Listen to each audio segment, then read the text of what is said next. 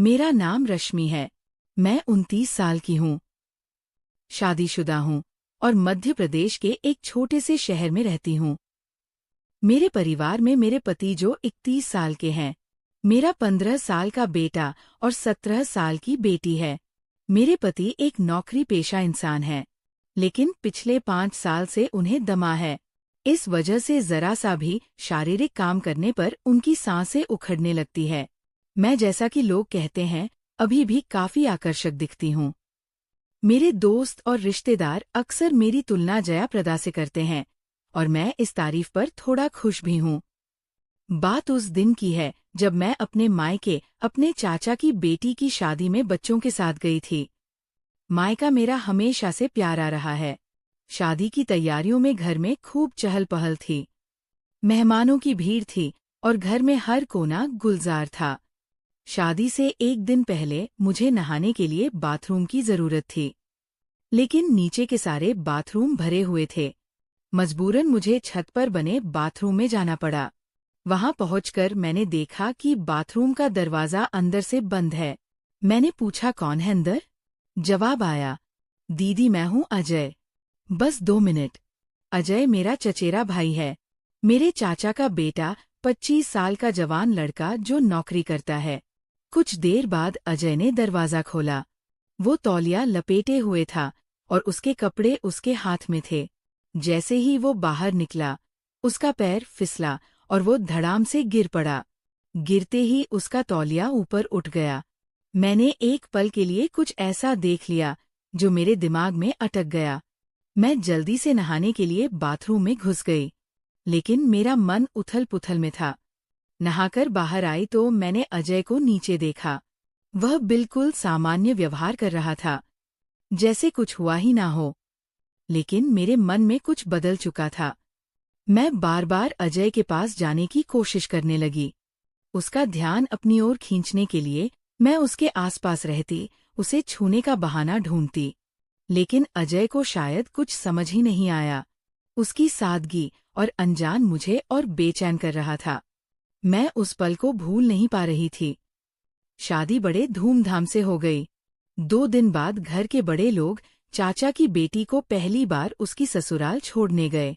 घर में अब कुछ मेहमान, महिलाएं, मेरे बच्चे और अजय ही बचे थे। शादी की भागदौड़ के बाद अब घर में थोड़ी शांति थी। शाम के 8 बजे खाना खा लिया था। मेरी बेटी और बाकी महिलाएं एक कमरे में सोने की तैयारी कर रही थी। मुझे और मेरी बेटी को भी उसी कमरे में सोना था। मेरा बेटा दूसरे कमरे में पलंग पर लेटा टीवी देख रहा था। वह वहीं सोता है।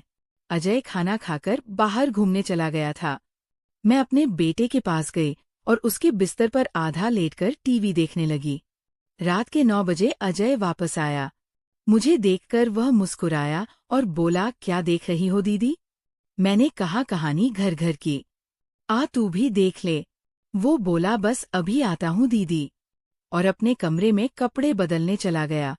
कुछ देर बाद वो वापस आया और मेरे बेटे के बगल में लेटकर टीवी देखने लगा। मेरे दिल की धड़कनें तेज हो गई। अजय के पास होने से मेरे मन में एक अजीब सी हलचल होने लगी थी। रात के 10 बज रहे थे। मेरा बेटा बोला, मम्मी, ये लाइट बंद कर दो, मुझे नींद आ रही है। तुम्हारा ये सास बहू का ड्रामा बहुत देर तक चलेगा। मैं जानता हूँ तुम पूरा देखकर ही सोओगी। ये सुनकर मुझे हंसी आ गई और अजय भी हंसने लगा। उसने कहा, हाँ दीदी, लाइट बंद कर दो, मेरी आंखें भी भारी हो रही हैं, मैं भी जल्दी सो जाऊंगा। मैंने कहा, ठीक है, और उठकर लाइट बंद कर दी। फिर उसी बिस्तर पर अपने बेटे के पास लेटकर टीवी देखने लगी। अब दीवार की तरफ अजय था, फिर मेरा बेटा और फिर मैं। कुछ देर बाद मेरा बेटा सो गया। थोड़ी देर बाद अजय की आंखें भी बंद हो गई। मैंने जानबूझकर उसे उसके कमरे में जाने के लिए नहीं जगाया। टीवी की आवाज को मैंने बिल्कुल धीमा कर दिया। कुछ देर और इंतजार करने के बाद मैं चुपके से उठी और बगल वाले कमरे में जाकर देखा। मेरी बेटी और बाकी मेहमान गहरी नींद में थे। मैं वापस आई, नाइट बल्ब जलाया, टीवी बंद किया और अपने बेटे के पास लेट गई। करीब आधे घंटे तक इंतजार करने के बाद मैंने फिर से स्थिति का जायजा लिया। सब गहरी नींद में थे। अजय भी सो रहा था। मेरे मन में एक तूफान सा उठ रहा था। मैं अजय को देख रही थी और मेरे दिल की धड़कनें रुकने का नाम नहीं ले रही थी। उस रात मेरे मन में क्या चल रहा था, ये शायद मैं खुद भी पूरी तरह नहीं समझ पा रही थी। लेकिन उस पल में मेरे अंदर की चाहत मुझे कुछ और ही सोचने पर मजबूर कर रही थी। उस रात जब घर में सन्नाटा पसरा था और नाइट बल्ब की हल्की रोशनी कमरे को एक रहस्यमयी सा माहौल दे रही थी, मेरा मन बेकाबू हो रहा था। अजय गहरी नींद में था। उसकी सांसें एक समान चल रही थी। मेरा बेटा भी पास में सो रहा था और बगल के कमरे में मेरी बेटी और बाकी मेहमान भी नींद के आगोश में थे। मैं बिस्तर पर लेटी थी, लेकिन नींद मेरी आंखों से कोसों दूर थी। अजय का चेहरा, उसकी वह मासूमियत और वह अनजाना पल जो मैंने बाथरूम के बाहर देखा था, मेरे दिमाग में बार बार घूम रहा था। मैंने धीरे से करवट बदली और अजय की तरफ देखा। उसका चेहरा नाइट बल्ब की रोशनी में हल्का हल्का चमक रहा था। मेरे मन में एक अजीब सी बेचैनी थी। मैं जानती थी कि जो मैं सोच रही हूँ वो गलत है। मैं एक शादीशुदा औरत हूँ, 2 बच्चों की माँ हूँ और अजय मेरा चचेरा भाई है। लेकिन उस पल में मेरे दिल और दिमाग के बीच एक जंग छिड़ी हुई थी। मेरी चाहत मुझे कुछ करने के लिए उकसा रही थी और मेरा विवेक मुझे रोक रहा था। मैंने धीरे से अपनी जगह से उठने की कोशिश की, लेकिन मेरा बेटा हल्का सा हिला। मैं रुक गई। डर के मारे मेरी सांस थमसी गई। कुछ पल रुककर जब मुझे यकीन हो गया कि वह फिर से गहरी नींद में है, मैंने हिम्मत जुटाई और धीरे से बिस्तर से उठी। मेरे कदम कांप रहे थे, लेकिन मैंने खुद को संभाला और अजय के पास गई। वो अभी भी गहरी नींद में था।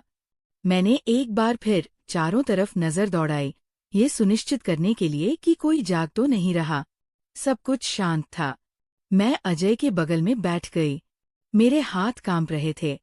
मैंने धीरे से उसका कंधा छुआ, जैसे उसे हल्का सा हिलाकर देखना चाहती थी। लेकिन वो नहीं जागा। मेरे मन में एक तूफान सा उठ रहा था। मैंने खुद से कहा, रश्मि तू क्या कर रही है? ये गलत है। लेकिन मेरे शरीर ने मेरे दिमाग की बात नहीं मानी। मैंने धीरे से उसका हाथ पकड़ा। उसका हाथ गर्म था और मेरे स्पर्श से वो हल्का सा हिला।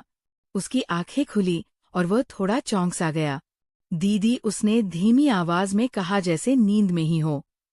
शब्द कुछ मत बोल, मैंने फुसफुसाते हुए कहा। मेरी आवाज में एक अजीब सी कशिश थी जो शायद मुझे भी नहीं पता थी कि कहाँ से आई। अजय ने आंखें मलते हुए मुझे देखा। क्या हुआ दीदी? सब ठीक है? उसने पूछा। उसकी आवाज में मासूमियत थी। मैं कुछ पल के लिए चुप रही। मेरे मन में सैकड़ों बातें एक साथ दौड़ रही थी। मैंने कहा, हाँ सब ठीक है, बस नींद नहीं आ रही थी। वो हल्का सा मुस्कुराया और बोला, तू टीवी चला ले या बाहर चले थोड़ा टहल ले। उसकी सादगी मेरे दिल को और पिघला रही थी। नहीं, बस यही बैठ, मैंने कहा और उसका हाथ और कसकर पकड़ लिया। मुझे नहीं पता था कि मैं क्या चाहती थी, लेकिन उस पल में मैं बस अजय के करीब रहना चाहती थी। वो थोड़ा असहज सा दिखा, लेकिन कुछ बोला नहीं। शायद उसे समझ नहीं आ रहा था कि मैं क्या चाह रही हूँ। मैंने धीरे से उसका चेहरा अपनी तरफ किया और उसकी आंखों में देखा। उसकी आंखों में एक सवाल था, लेकिन वो चुप रहा। मेरे दिल की धड़कनें इतनी तेज थी कि मुझे लग रहा था कि वह भी उन्हें सुन लेगा। अजय, मैंने धीमी आवाज में कहा, तू बहुत अच्छा है। वो हल्का सा हंसा और बोला, दीदी आप भी तो अच्छी है। लेकिन इतनी रात को ये सब बातें क्यों? मैंने जवाब नहीं दिया। मेरे पास कोई जवाब था भी नहीं। मैंने बस उसका हाथ और कसकर पकड़ा और धीरे से उसके करीब सरक गई। उसने एक बार फिर मेरी तरफ देखा। इस बार उसकी आंखों में थोड़ा डर और थोड़ा आश्चर्य था। दीदी, ये ठीक नहीं है, उसने धीरे से कहा और उसने अपना हाथ छुड़ाने की कोशिश की। उसके शब्द मेरे लिए एक झटके की तरह थे। मैं एकदम से रुक गई। मेरे चेहरे पर शर्मिंदगी की और डर दोनों छा गए। मुझे माफ कर दे अजय, मैंने हड़बड़ाते हुए कहा। मुझे नहीं पता मैं क्या कर रही थी। अजय ने कुछ नहीं कहा। वो बस चुपचाप उठा और अपने कमरे की तरफ चला गया। मैं वहीं बिस्तर पर बैठी रही। मेरे आंसू रुकने का नाम नहीं ले रहे थे। मैंने खुद को कोसना शुरू कर दिया। रश्मि, तूने ये क्या कर दिया? तूने सब कुछ दांव पर लगा दिया।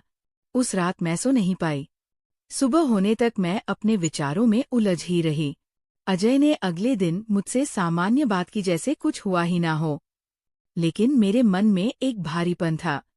मैं जानती थी कि मैंने एक गलती कर दी थी और अब मुझे उसका बोझ हमेशा ढोना पड़ेगा। दोस्तों, कैसी लगी आज की कहानी? कमेंट करके अपनी राय जरूर लिखें। नमस्कार और हमारा चैनल को सब्सक्राइब करें। धन्यवाद दोस्तों।